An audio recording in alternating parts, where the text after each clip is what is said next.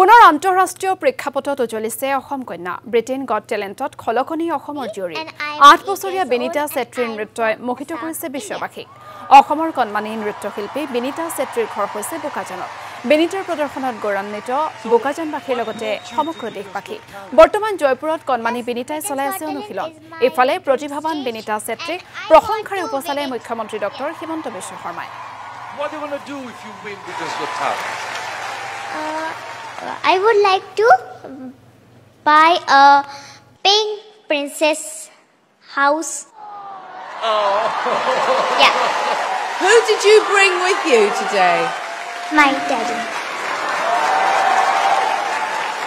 We cannot wait to see what you're going to do for us. We are ready to be dazzled. Go for it. Yeah, thank you.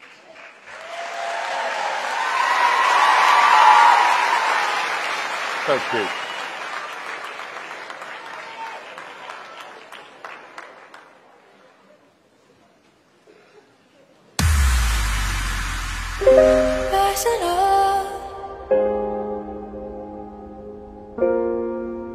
Took my chances, went the distance. Thought she's good, isn't she?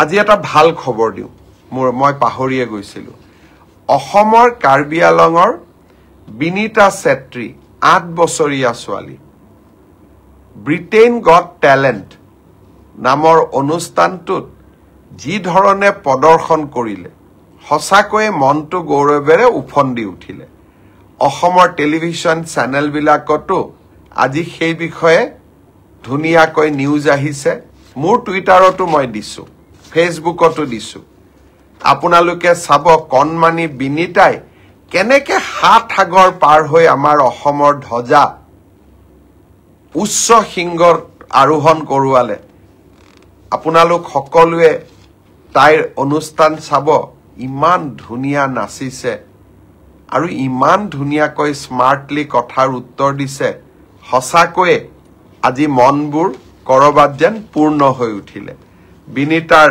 সুদীৰ্ঘ আৰু সুন্দৰ জীৱন এটাৰ বাবে মা কামাখ্যাৰ ওচৰত প্ৰাৰ্থনা জনালো